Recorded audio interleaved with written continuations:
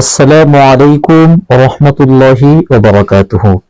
দেশে এবং প্রবাসে যে যেখান থেকে আমার ভিডিও দেখছেন এবং শুনছেন, প্রত্যেককে জানাই আন্তরিক শ্রদ্ধা ও শুভেচ্ছা।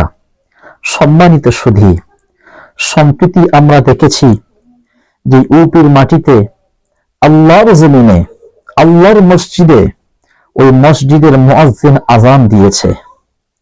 একজন মুয়াজ্জিনের আযান দিতে কতক্ষণ সময় লাগে? 2 মিনিট থেকে 2.5 মিনিট। তো আযান যখন দিয়েছে, মুয়াজ্জিন আযানের মাধ্যমে মানুষদেরকে আহ্বান করেছে, মসজিদের দিকে ডেকেছে। আযানের মধ্যে বলা হয় হাইয়া আলাস সালাহ, নামাজের দিকে এসো, হাইয়া আলাল ফালাহ, কল্যাণের দিকে এসো, কামিয়াবের দিকে এসো। তো মুয়াজ্জিন যখন ওই আযানের মাধ্যমে যখন মানুষদেরকে মসজিদের দিকে আহ্বান করেছে, তো আযান দেওয়ার সাথে সাথে থানার পুলিশ গিয়ে মুয়াজ্জিনকে অ্যারেস্ট করে নিয়ে চলে এসেছে এবং 2 মিনিটের আযানের জন্য তাকে 2 লক্ষ টাকা জরিমানা করেছে।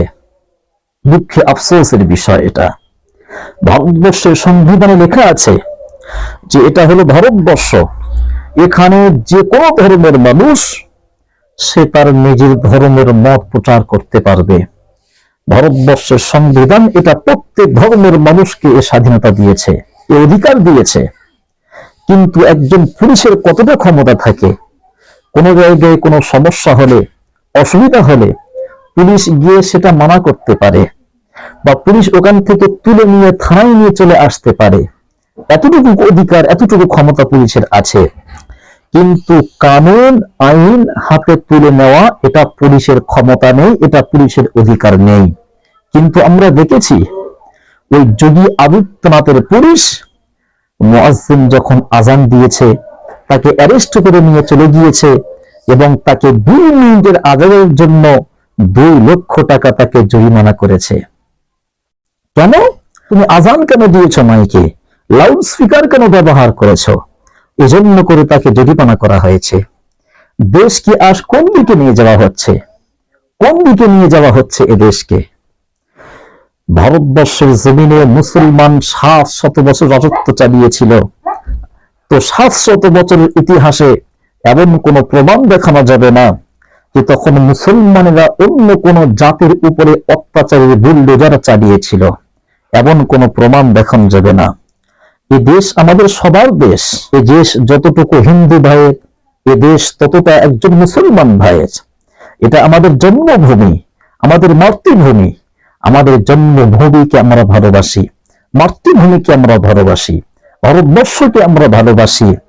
কিন্তু আমাদের মাতৃভূমিতে থেকে আমরা নিজেরা ধর্মীয় স্বাধীনতা পাবো না, এটা কি কখনো হতে পারে? এটা কখনোই হতে পারে না। দেশের মধ্যে যে পরিস্থিতি আমাদের আজ দেখতে হচ্ছে, এটা কি সেই ভারতবর্ষ যে ভারতবর্ষ আমাদের বুজুর্গ নবীরা, আকাবিররা তারা ইংরেজদের সঙ্গে লড়াই করে, যুদ্ধ জিহাদ করে তারা এই দেশকে আজাদ করে, স্বাধীন করে আমাদের হাতে তুলে দিয়েছিলেন? এটা কি সেই ভারতবর্ষ? না, এটা সেই ভারতবর্ষ নয়।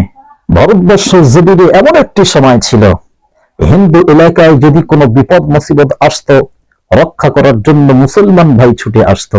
মুসলমান এলাকায় যখন কোনো বিপদ মুসিবত যখন আসতো, রক্ষা করার জন্য হিন্দু ভাইরা ছুটে আসতো। কিন্তু আজ এই ভারতবর্ষকে এই দিকে, কিন্তু আজ ভারতবর্ষের পরিস্থিতি এমন জায়গায় নিয়ে যাওয়া হয়েছে, হিন্দু এলাকা থেকে যদি কোনো মুসলমান ভাই যাতায়াত করে, সে নিজেকে নিরাপত্তা মনে করে না। মুসলমান এলাকা থেকে যদি কোনো হিন্দু ভাই যাতায়াত করে, সে নিজেকে নিরাপত্তা মনে করে না। এটা তো সে ভারতবর্ষ নয় যে ভারতবর্ষ আমাদের বুজুর্গ দিনারা সাহিত্য করে আমাদের কাছে দিয়েছিলেন। এজন্য করে সকলকে এই বিষয় খেয়াল রাখতে হবে। উত্তরপ্রদেশের জমিনে যে ঘটনা ঘটেছে, এটা খুব নেক্কারজনক ঘটনা। এর জন্য আমরা নিন্দা জানাই। ভালো থাকবেন, সুস্থ থাকবেন।